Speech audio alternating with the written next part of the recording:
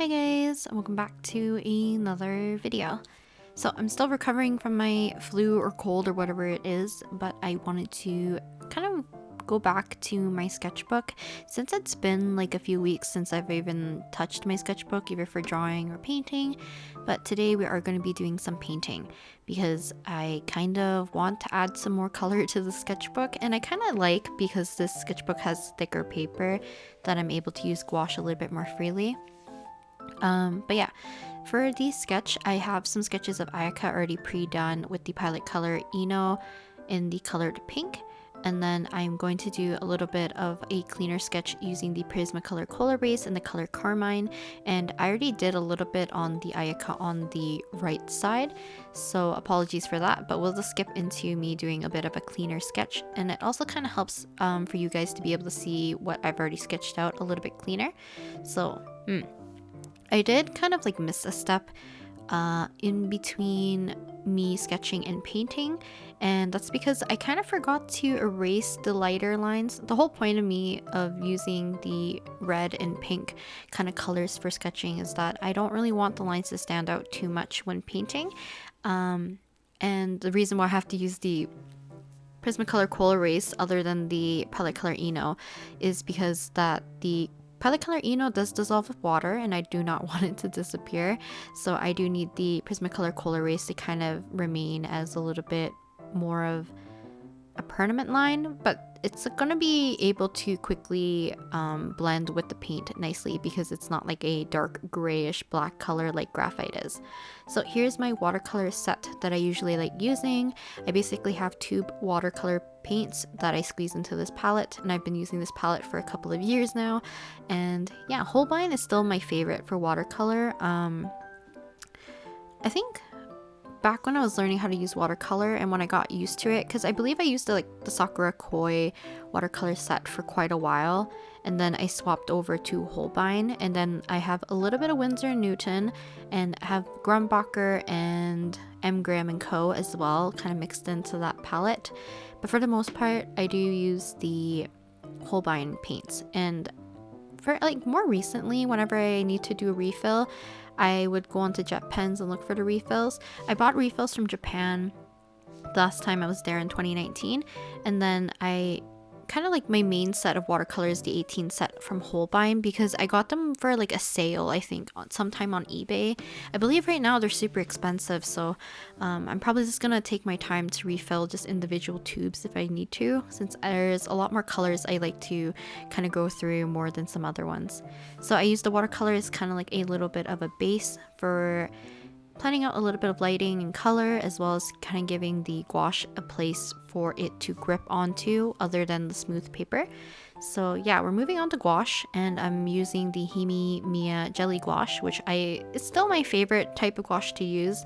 The tube ones, I believe, has much more of a opaque, kind of better color payoff probably, and probably a different consistency, but the HIMI MIYA jelly gouache is just much more easier for me to handle because most of the jelly containers remain wet, or I just have to spray them down to make them moist still, rather than having paints dry up on a pan or reactivating them that way, because I struggled with that before. Probably because like when I was first using gouache, I actually had a big, not a big one, just a normal sized tube, it's like the size of your finger, kind of like the length of your finger, kind of tube of white gouache, and I mixed it with some watercolor so that I could make some pastel colors and kind of give gouache a go. But I noticed that reactivating was much more difficult than reactivating the jelly versions of gouache, so I still prefer like the jelly versions, definitely. So the reason why, did I say who I was drawing? I believe I did. So yes, I am drawing Ayaka from Genshin Impact, and this is her new skin that she has gotten for the this update, I guess. And I really think it's like a really pretty one. I know some people are not like the biggest fan of it. I actually really like it, and I'm kind of in the same boat as everyone else that likes the back portion of her outfit a lot more. I think it's just really pretty. I also love how they styled her hair. It's really cute. And yeah, I just really wanted to paint her. I think it's because I wanted to paint someone with kind of this bluish hair color. So that's kind of what I wanted to do.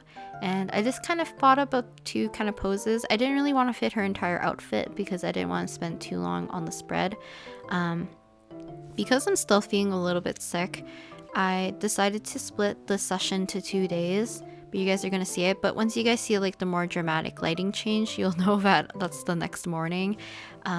Because I didn't want to take, I think, let's see, I'm trying to think right now. I think it took me 4.5 hours, I believe, according to the time-lapse footage, around 4.5 hours to do the 2 paintings, because I'm a little bit rusty still with gouache. Once again, I think every time I take a break, I always say this, every time I take a break, I feel rusty coming back in to use gouache. Because painting is not very, like, second nature for me. It's still something I still struggle with, like, quite a bit. So yeah, like, other than watercolor, because watercolor I still like understand a little bit more, it's easier for me to work with, and I think it works well with my style. But gouache, it becomes a little bit finicky for me, and I'm just thinking that maybe I should also practice with using acrylics again, so that I can have that bridge between watercolor to gouache to acrylic paint. And because, like, I feel like acrylic paints is a little bit less forgiving, because gouache is reactivatable and a little bit more like you can do thin layers and build it up in a certain kind of way, and it dries matte, rather than acrylics that are plasticky. So when it dries, it's shiny, but then when you try adding some thinner layer of acrylic, sometimes it doesn't really show up because it's not being able to lay appropriately, I guess, onto the glossy surface as nicely. So for the gouache process, I always never know what to talk about. I think I do like similar process throughout most of my paintings.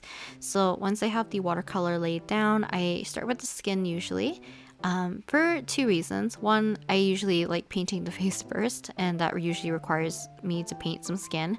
And then the second reason is actually because I like working with any color that requires a lot of white. Now for Ayaka's color scheme in general, I had to use a lot of white anyways. Her skin's on the pale side, her hair is more on the pastel side as well, and the majority of her outfit has like a lot of a kind of like an off-white, I think. I was using a reference that I just found off of Google of the model kind of like has a turnaround, so it seemed like more of an off-white for my understanding, or maybe it's just the lighting and stuff, but I decided to like kind of add a little bit more blues, muted greens and grays, and then some areas I used the skin tone to kind of mute those colors a little further, so that we could make it look like an off-white. But yeah, I also changed the highlights for her eyes. So initially when I sketched it, I thought it looked cute to have the highlights right at the very bottom, but I realized that because the highlight wasn't as prominent to my liking, it didn't really stand out, so it made her eyes still look quite dead inside, so I decided to shift it to the left. For now, I have like a little placeholder of a yellow circle for each of them. I've been doing this a little bit more recently because I noticed some other artists do this, and I do like the pop of color and making the highlight a little bit more strikingly vibrant rather than just like a stark white, is that they either outline the highlight a little bit with a more vibrant color, or they add that color first before the highlight and just make sure that a little edge of it is showing. So that's what I decided to do. I wanted to add a little bit of yellow because I already have yellow in her eyes anyways, but because I'm kind of like breaking that outline of where her iris is, I thought it'd be appropriate to just add something on the other side to make it a little bit softer, yet making it a little bit vibrant. I really only do this recently because of when I was working with line art and I make highlights go on top of the like the colored portion along with the line work. So yeah, it's just like a recent habit currently. I'm trying to think.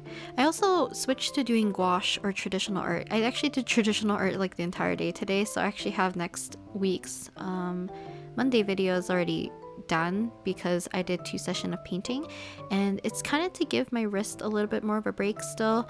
I mentioned in Saturday's video that I was having a lot of wrist pain, and I think it's in combination of me playing Genshin for too long of a period. I play on mobile, so like the repetitive nature of me spamming whatever button I need to with my my thumb kind of causes a lot of strain, and then thus kind of giving me like a carpal tunnel-esque kind of feeling, arthritis kind of feeling pain in my wrist. And apparently it's also in my left wrist a little bit too, which is a little bit strange because usually I don't get it in my left hand because of me being mostly right hand dominant. But the reason being is that I was carrying stuff for my parents because of the Lunar New Year. I was moving tables by myself, which probably wasn't a good idea because I would just fold up the legs and then I would carry the edge basically. And for me, I can lift stuff okay. Like, I'm not entirely weak. I just can't lift things if it requires only my wrist and my forearm, if that makes sense. I'm assuming my forearm is like the front part, like the where your wrist is. I feel like my kind of bicep tricep area, I'm assuming that's what it is, I have muscle there, so like I can lift stuff that way, no problem. So yeah, I think I strained it too much by lifting tables incorrectly. Probably that's probably the case, because I feel like my legs were sore too, and I think it's also from me lifting the tables because I had to bend up and down to grab them. And I don't know, maybe it's also just like me being sore because I'm sick, like maybe I'm just feeling it a lot more. But yeah, back to the painting. So the left Ayaka is more or less done. I didn't do a lot of the details that I've initially sketched out, like especially in her, like her upper body and her shoulders and stuff. I mainly wanted just to paint the face, just like I said. I wanted to kind of get back into the gouache painting a little bit because it has been a few weeks. And yeah, I didn't really talk about that, why I really haven't been drawing or painting in my sketchbook. I've been mostly working like on digital things currently, like commissions and just some other stuff for the future. And I just needed a break from my wrist and a break just like mentally. Like I said, like if I ever feel like I'm burnt out or I need like to take a break for whatever reason, switching mediums is usually enough of a break for me, or like a difference in either like the amount of energy or like mentally. It's enough of a switch for me so that I can take a break from the other thing. And I've been a little bit tired of doing digital recently. I've been trying to push through so that I can take a break and just draw things that I want to draw soon. Like other than like for videos, because for videos I feel like there's like a certain subject range that I like to keep into, just because like my interest and your guys' interest. But there's a few things I want to draw, just like personal projects or personal fan art stuff that I would like to do, but I haven't because I have a few other obligations I need to finish first. But yeah, but it's been nice to paint in my sketchbook for a little bit.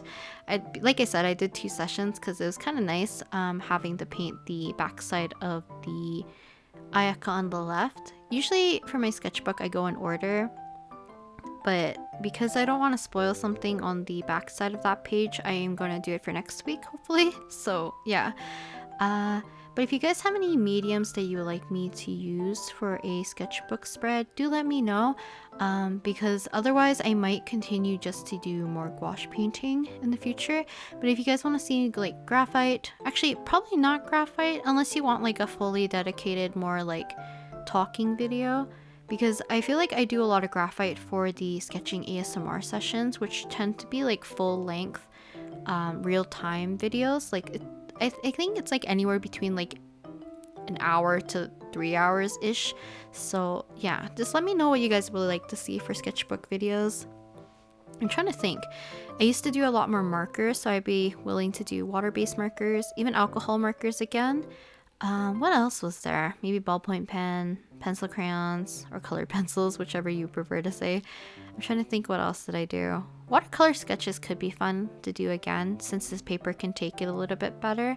I feel kind of bad, so I did want to use the sketchbook in the first place because I thought I was going to use it a lot more and be able to paint and do kind of drawings that I would really enjoy into the sketchbook, so that I would, I don't know, keep it at a level of finish that I would like. Because I feel like when I was using my own notebooks as sketchbook, I was kind of treating it very, like in some cases, like not very serious. So like I wouldn't fill the pages like up fully, but that's something I don't really like to do, because if I'm like, if I either put money into or I'm paying for a sketchbook, I want to use it to its fullest potential, because I don't want to waste space. I don't want to waste the real estate of the paper, if that makes sense. Because I feel like a lot of us, especially when we're younger or starting out, like if you don't like a drawing, sometimes we just flip the page and move on, but sometimes that thing is just like a floating head, a single eye, and then we just don't go back to it, and that page feels like it's just super empty and kind of wasted a little bit. Obviously people would have different preferences, but for me, I definitely feel like it's a waste of paper, so I would like to fill it up regardless. This includes me putting like sticky notes and things just here and there to cover up space. But yeah, I think that's it for today's session though. Like I said, I kept everything below the head more or less detailed. I just really wanted to paint her hair. So yeah, that's basically it. Hopefully you guys enjoyed today's painting session. I wanted to show you guys a bit of a close-up so you can see how roughly I did everything. But yeah, I think this was like a fun painting session that I really needed.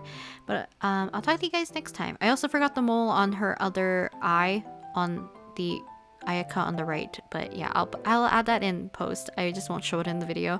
But hopefully you guys enjoyed today's video, and I'll talk to you guys next time. Bye!